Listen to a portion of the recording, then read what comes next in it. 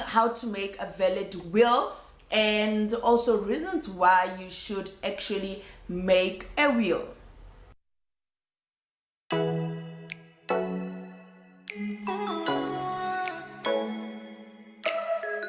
Hey guys, welcome back to my channel. You're chilling with your girl Patricia Intombi. If you are new to my channel, please do that right thing and click on that subscribe button. Don't forget to follow me on socials. I am at Patricia Ndlovu _ right. So on my previous video, we talked about different types of marriage regimes in South Africa.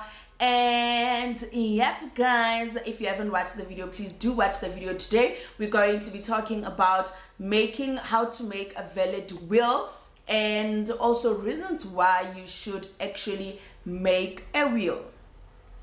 I know that abantu bami, especially black people in South Africa, I don't know other black people in other countries, but in South Africa more especially, almost 80%, 85% die without having a valid wills, of which it has to change. It has to change, you guys, because we have seen this has come to people creating shows like Gugitla, you know, on Moja Love channel 157, and shows like Ifalami, shows like Riat Hotel, you know, those shows, they came because of our parents failed to make wills.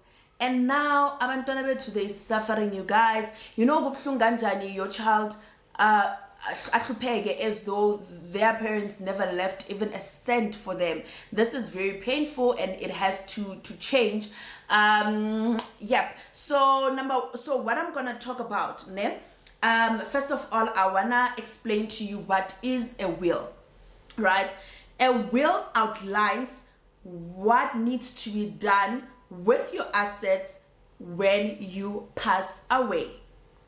Literally, you telling them to say, okay, should I pass away, this is what I want my assets to be dissolved or to be shared or to be divided, right? So should you die without a will, that means you die intestate, right?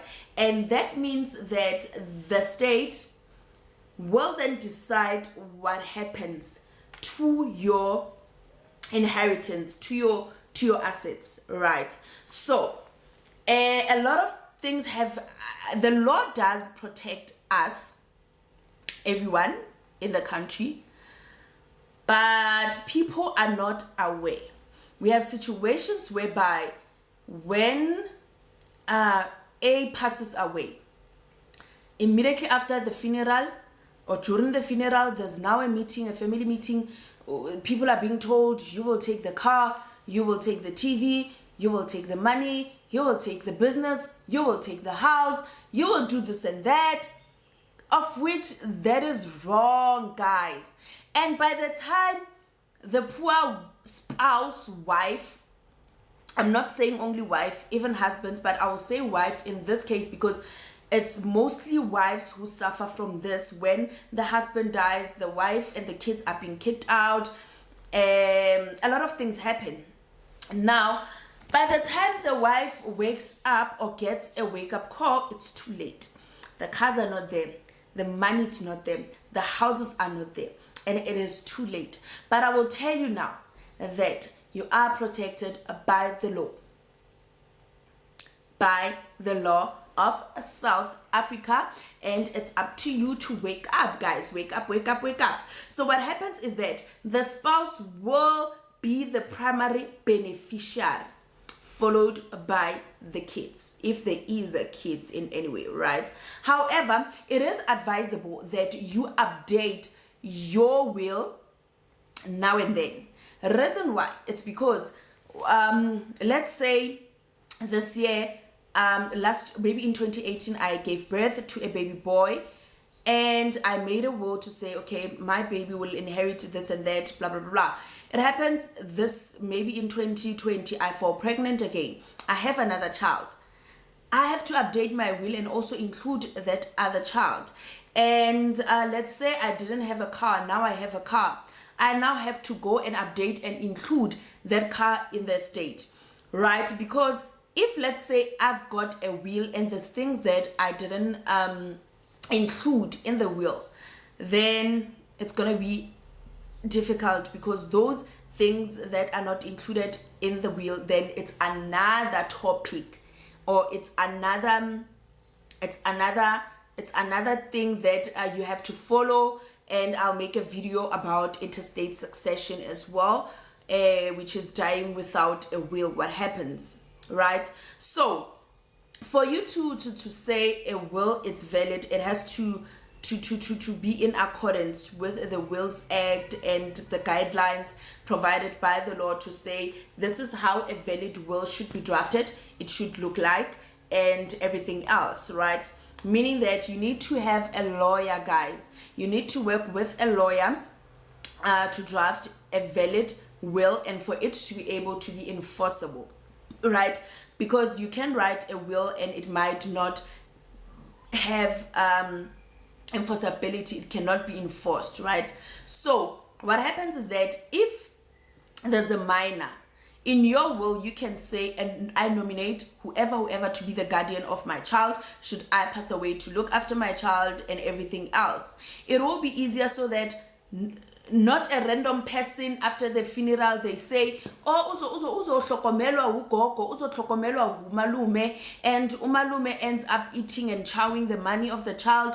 Umalume was not even able to take care of their own kids, now they have to look after your kids. Umalume might not be able to take decisions that you would have taken. It's better you choose somebody that you know what, people disappoint, yes, people change. A person that you trust, that whatever decision they're gonna take, it will be in the best interest of your child, right?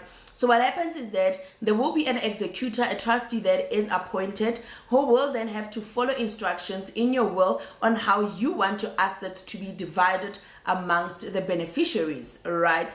And yeah, so this actually, it's a good thing to do, because of a lot of families bahlupheka because a person died without a will, and having to do all that process of how then you can go about if the person died without a will. And now it becomes a whole lot challenging process.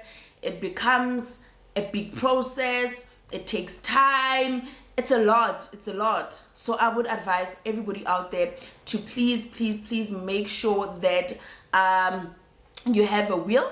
So this is just advices, or this is just information that I'm putting out there. But if you want more information about this, or you want more legal advice about this, I would suggest that you contact your lawyer, and they will be able to advise you in terms of what needs to be done and the procedures to follow, and help you draft a will. If you don't afford a lawyer, you can still go to the Legal Aid Board South Africa. They will be able to assist you for free with legal advice, and if they'll be able to advise you with legal representation, they will be able to advise you. I don't know, you will have to go find out. But provided that you don't afford, obviously they will make an affordability test that you're not affording, and if you afford, unfortunately they will not be able to assist you. So I suggest that you make sure that you have your ish in order, because kunzima la ngaphandle, kids are suffering, women are being kicked out of the house immediately the husband passes away, especially the in-laws. And andazman, it's like it's a trend, and it's other women doing it on other women. I'm not liking it. I've got a boy child myself, and I pray to the Almighty ukuthi uNkulunkulu andenze nginga no, not to think ukuthi my child is my husband. My boy child is not my husband. My boy child is my child. I will do what is necessary as a mom to provide for my child, to take care of my child, to teach my child, but my child will have their own wife. and that wife, it's a wife that I will have to respect. I will have to respect my son, respect their space, and understand that they are their own people, and there's decisions that they themselves need to take that I have to personally respect. So yeah, guys, please make sure that you make those wills, and everything else is pashash. Thank you so much for tuning into my channel.